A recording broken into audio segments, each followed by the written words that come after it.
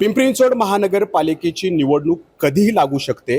तत्पूर्वी महानगरपालिकेचं बजेट सादर होणार आहे आणि हे बजेट या निवडणुकीच्या अनुषंगाने खूप महत्त्वाचं राहणार आहे। त्याच अनुषंगाने भाजपचे शहराध्यक्ष आणि चिंचवड विधानसभेचे आमदार शंकर जगताप यांनी आयुक्तांसोबत चर्चा केली। काय नेमकी चर्चा झालेली आहे आजच्या बैठकीत? आजच्या बैठकीमध्ये येणाऱ्या बजेटमध्ये पिंपरी चिंचवड शहरासाठी जे काही प्रामुख्याने रस्ते आहेत, ॲम्युनिटीज आहेत, गार्डन या डेव्हलपमेंटसाठी बजेट, त्याची तरतूद याच्यासाठीची बैठक आहे। पिंपरीची बैठक 11 वाजता झाली। पिंपरीच्या बैठकीमध्ये पिंपरीमधील सर्व सदस्य होते। आता चिंचवडची बैठक मागच्या 15 दिवसापूर्वी सगळ्या नगरसेवकांबरोबर घेऊन बैठक केली होती, त्याचा आढावा घेतला। तिथं जी कामं अपूर्ण आहेत त्याच्याबाबतचं त्यांच्याकडे आढावा घेऊन येणाऱ्या या पुढील वर्षामध्ये रावेत असेल, किवळे असेल, मामुर्डी असेल, वाकड असेल, पुनवळे, ताथवडे हा जो डेव्हलपिंग एरिया जो आहे, जिथे आता मोठ्या प्रमाणात डेव्हलपिंग होती आहे, तिथे रस्त्यांची कामे असतील, मोस्टली रस्ते असतील, ज्येष्ठ नागरिकांसाठीचं विरंगुळा केंद्र असेल आणि ज्या ॲम्युनिटीज आहेत की ज्या तिथे राहायला आलेल्या लोकांसाठी गार्डन असेल, मुलांसाठी खेळाचं मैदान असेल, याच्या मागणीसाठी आणि त्याची तरतूद आणि हेड निर्माण करण्याच्यासाठी आम्ही आयुक्तांकडे बैठक केलेली आहे। आता भोसरीची पण स्वतंत्र बैठक होणार आहे? हा, भोसरीची पण झाली बैठक।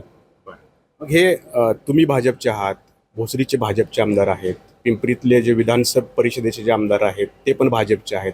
स्वतंत्र बैठक घेण्याची वेळ काय येते तुम्हाला? नाही, स्वतंत्र कुठे होती, एकत्रच होती ना। आजची जी झाली, मागच्या हप्त्यामध्ये आम्ही सकाळी अमित गोरके येऊन गेले, मग तुम्ही आले। नाही, स्वतंत्र बैठक? स्वतंत्र नाही, मला यायला उशीर झाला।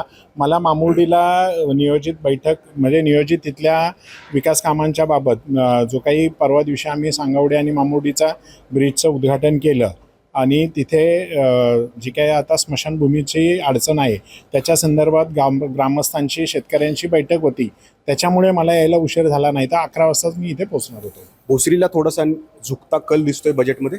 नाही, असं कुठे झुकतं कल नसतो। माननीय आयुक्त हे समतोल साधतात सगळीकडे आणि तुम्ही जर बजेटमध्ये पाहिलं तर जिथे रिक्वायरमेंट जास्त आहे, ज्या डिपार्टमेंटला जास्त रिक्वायरमेंट आहे, उदाहरणार्थ रस्त्यांची जाळे निर्माण करणं गरजेचं आहे, तर मग स्थापत्यामध्ये रस्त्यांच्यासाठी निधी जास्तीचा जातो। मग असं आपण म्हणू शकत नाही की रस्त्याला झुकतं माप दिलं आहे। पुण्यात सगळे आमदार जे भाजपचे आहेत ते एकत्रित येऊन आयुक्तांसोबत चर्चा करताना दिसतात। तो समन्वय पिंपरी चिंचवडमध्ये का दिसत नाही? नाही, असं नाही आहे, इथे पण समन्वय आहे। आजची बैठक ही फक्त मागच्या झालेल्या बैठकींचा आढावा घेणं आणि तरतुदींच्या बाबत बैठक करणं हा एवढाच होता। आणि इथे कसं होतं, अध्यक्ष आणि आमदार एकच असल्यामुळे बाकीच्या आमदारांना यायची गरज लागत नाही। पुण्यामध्ये अध्यक्ष वेगळे आहेत आणि आमदार वेगळे आहेत, त्याच्यामुळे सगळ्या आमदारांना एकत्र यावं लागतं। म्हणजे चिंचवड आणि भोसरी समान न्याय मिळेल बजेटमध्ये? मग पिंपरीला सुद्धा तिघांना पण समान न्याय मिळणार। तर पुण्यात सगळे आमदार एकत्र येऊन या ठिकाणी आयुक्तांसोबत चर्चा करतात, पालिकेतल्या बैठकांना उपस्थित असतात। पिंपरीत मात्र थोडंसं विपरीत चित्र आहे। सगळे आमदार वेगवेगळ्या बैठका घेतात, त्यामुळं यांच्यात समन्वय आहे का असा प्रश्न शहरवासियांमध्ये निर्माण झालेला आहे। नाजिम मुल्ला, एबीपी माझा, पिंपरी चिंचवड। एबीपी माझा, उघडा डोळे बघा नीट।